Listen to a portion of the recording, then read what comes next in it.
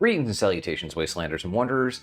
My name is Oskapt. If you've watched our videos for any length of time, you know that I am frequently over-encumbered. In fact, our live streams are often a game of, why is Oskapt fat? There is one thing that I do that I want to share with you that helps give me an additional 20 carry weight and better AP from endurance, and that is using underarmor. You can think of underarmor like a gear slot. It's in apparel, and if I get past all of my Fosnock masks, you'll see that way the hell down here I have shielded Secret Service underarmor, giving me plus 15 in resistance for damage, energy, and radiation, but also giving me plus 4 strength, plus 4 endurance, and plus 2 in perception. You can see here that if I equip this, my max carry weight just jumped up from 506 to 533. And over here, you can see that I've got now strength of 28, endurance of 23, and perception of 38. And those were what my stats were before. This makes a huge difference. And in addition to boosting your stats, it can also help you not look stupid if you're not wearing clothing over your armor. While the cosmetic values of underarmor may not be important to you, if you do want to go out and not look like an ICE agent who forgot to wear his pants, it does a nice job of filling in the gaps and helping you look tough. Secret Service armor is more of a late game item, but did you know that you actually start the game with a fully functional piece of underarmor? Let me show you. Here it is, the famous, world-renowned Vault 76 jumpsuit. You actually leave the vault with this and like some leather armor off the top of it that doesn't really do much. Most people, I think, throw this away, or they throw it in their stash and they forget about it because they're like, well, why was I running around carrying this thing that doesn't do me any good? You are correct. From the beginning, it does you no good.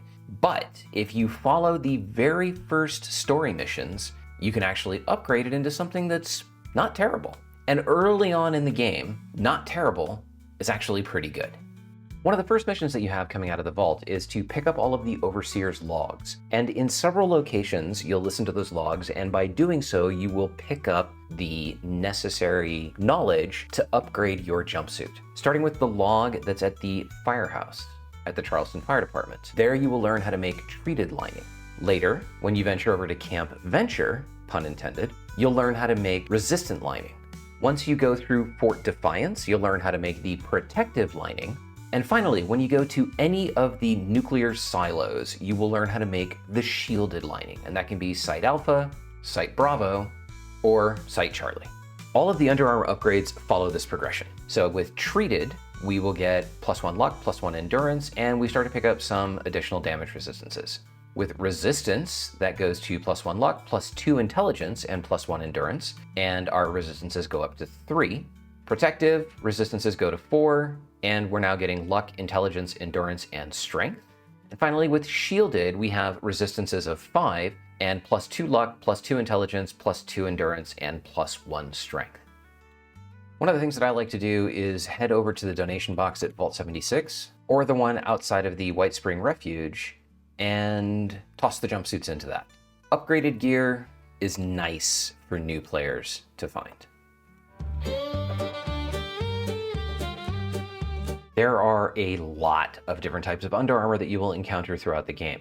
Some of them you'll get as rewards, some of them you can get from the Atomic Shop, but one of the earliest ones that you can get that actually has value is the flannel shirt and jeans. This falls under the class of casual underarmor. And you'll actually see people wearing this at Foundation, for example. Ward, in fact, wears this. Now, of course, you won't look like Ward does or like anybody else does because you'll have armor or clothing on top of it. But if you just want to run around and look casual, well, this is the look that you've got. The plan for the flannel shirt and jeans is a random drop, but if you just want to buy one for yourself, you can come in here and talk to Cunningham, who just straight up sells them. And then other vendors here, such as the Free States vendor, sell the plans to upgrade it. Not all the plans will be available all of the time, but you can check here. You can check at the shopping mall vendor, the vendor bot at Berkeley Springs, or the vendor bot at Watoga. So what's the benefit of flannel shirt and jeans over the Vault 76 jumpsuit? Early on in the game, you are going to be looking for XP. You want to level up as quickly as you can. A fully upgraded flannel shirt and jeans will give you +3 intelligence, which is higher than the +2 intelligence that you get from a fully upgraded Vault 76 jumpsuit. That intelligence compounds over time and will help you level up faster. Later on in the game, you might encounter the Enclave. This shadowy organization is headed up by Modus, who, during the quest One of Us, may give you some cool underarmor rewards. One of those is the Urban Operative underarmor. And if you don't get it as a reward, you can also just try to get it from one of the terminals here in the production wing of the Enclave bunker. There it is, the Urban Operative underarmor. Here you can also get plans to upgrade it.